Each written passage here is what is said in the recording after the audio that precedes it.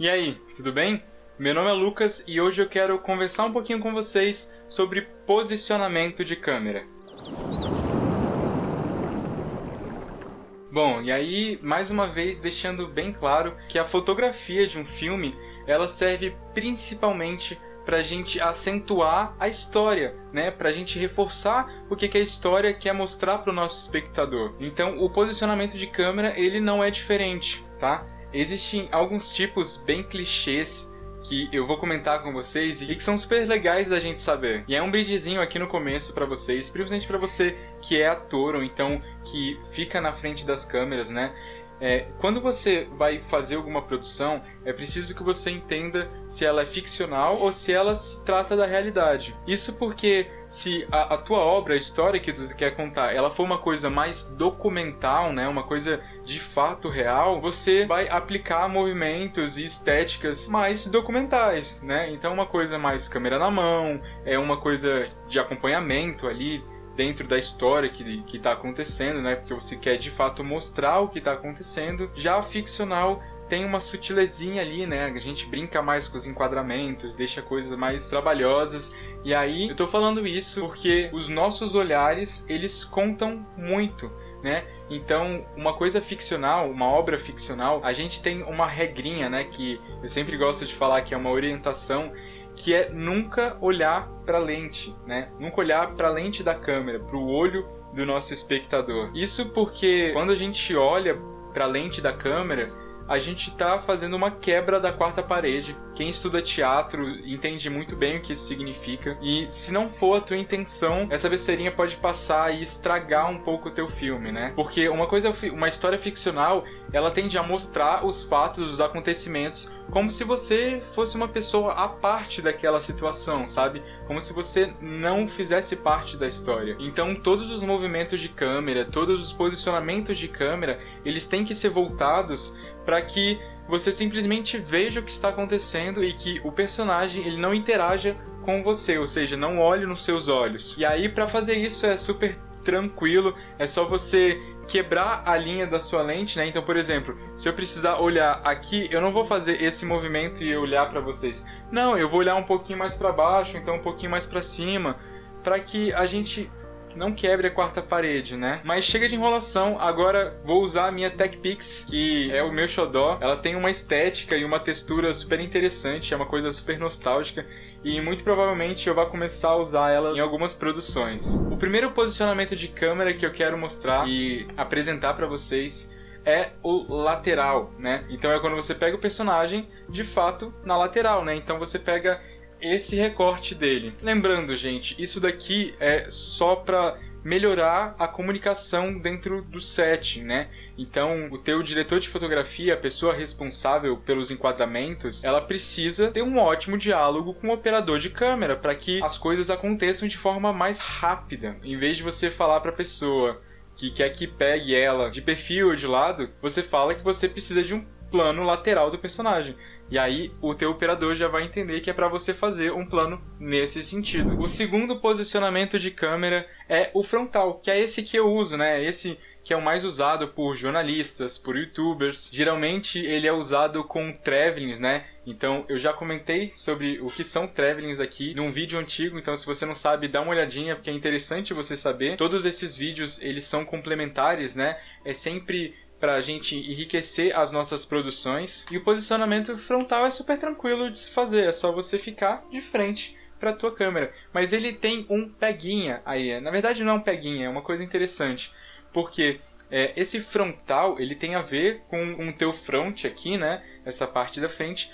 Só que a gente pode ter um frontal de costas. Então agora eu estou mostrando para vocês um frontal normal, a gente só fala que é um frontal. E se eu quisesse acentuar que eu quero filmar a pessoa de costas, você fala um frontal de costas. E aí, o teu operador de câmera, a pessoa já vai entender que é para filmar ela de costas. A gente geralmente usa esse frontal de costas aí em um primeiríssimo plano, ou então em um primeiro plano close-up, para mostrar a nuca do nosso personagem, né? Talvez, se você quer mostrar que ele se arrepiou de alguma forma, se assustou, a gente usa esse plano mais nesse sentido. E aí é interessante porque são detalhes que enriquecem, deixam mais bonito o nosso filme, né? Passando para o nosso quarto posicionamento de câmera, a gente tem o a 45 graus, né? Ou então o a 30 graus, assim. Essa angulação, ela é sempre em relação ao seu personagem e a câmera, né? Então, por exemplo, aqui eu tô tendo um frontal, e aí se eu me virar aqui, eu teria um posicionamento mais ou menos a 45 graus da minha câmera, né? Ou então a 30 graus. São posicionamentos bem interessantes, e existe sempre uma coisa um pouco subjetiva por trás desse enquadramento, né? Lembra que eu sempre falo que é sobre a história, sobre os reforços que a gente quer dar na história? Talvez esses enquadramentos mais a 45 graus aqui sirvam para você deixar na mente do seu espectador que o personagem principal, ele tangencia alguma coisa, né? Então ele deixa um pouco de lado, alguma coisa nesse sentido. É sempre uma coisa um pouco subjetiva, mas que quando você analisa o seu filme faz muito sentido e é sempre um complemento que a gente dá para a história. O nosso próximo posicionamento de câmera é o over the shoulder. Esse é super interessante, principalmente para quando a gente está fazendo campo e contracampo, né? Então, em um diálogo, alguma coisa assim, você geralmente usa a tua câmera aqui atrás, né? Então, você pega a tua câmera e coloca aqui para pegar o teu personagem que está dentro da conversa e um pouco do seu outro personagem que está conversando com ele. Isso é interessante porque a gente deixa sempre marcado a presença desse personagem, né? Então eu vou me considerar um personagem A e conversando com vocês, que seriam um personagem B, e quando eu coloco a câmera aqui, eu deixo explícito que a relevância ela tá no personagem B, mas eu marco a presença do personagem A. Esse tipo de posicionamento cria um pouco de intimidade ali com o teu público, porque é como se a gente estivesse acompanhando o nosso personagem e descobrindo as coisas que ele está descobrindo. Já puxando o gancho, eu vou pro meu próximo posicionamento de câmera, que é o subjetivo, o de câmera subjetiva, também conhecido como PPV, ou seja, plano ponto de vista, ou plano point of view. Tem um plano que ficou super conhecido, que é o do Spider-Man, que é quando ele tá pulando e aí chega num prédio e vê o seu reflexo no espelho. É uma coisa super interessante. E esse posicionamento, né, ele é feito para você entrar no mundo do seu personagem, para você enxergar as coisas como ele enxerga. E assim como o over the shoulder, que gera um pouco de intimidade, o plano ponto de vista, ele gera ainda mais proximidade com o teu personagem. Caminhando para o final, agora eu vou falar os mais conhecidos assim, ou pelo menos os mais interessantes, o que a gente mais usa e que eu acho que as pessoas mais conhecem o significado. Eu tenho quase certeza que você nunca ouviu falar da palavra plonger. Pois é, o plonger é uma palavra francesa que significa mergulho e a gente usa ela dentro do audiovisual para falar qual é a angulação da tua câmera, né, em relação ao que você quer mostrar. Então o plonger, como é mergulho, ele faz um movimento mais ou menos assim. Então, quando você quer falar que você quer uma câmera de cima para baixo, uma visão meio que de Deus, uma coisa superior ali olhando os acontecimentos e que, de certa forma, diminui um pouco o poder ou então o significado dos personagens, a gente fala que quer um plano em plonger. Então, a tua câmera ela vai estar mais ou menos nesse sentido, né? Olhando sempre de cima para baixo. E aí a gente tem o plonger normal e a gente tem o plonger absoluto, que também é conhecido como zenital, que é o plano totalmente de cima para baixo, né? Que é quando a gente faz uma coisa bem de Deus, bem superior mesmo, né?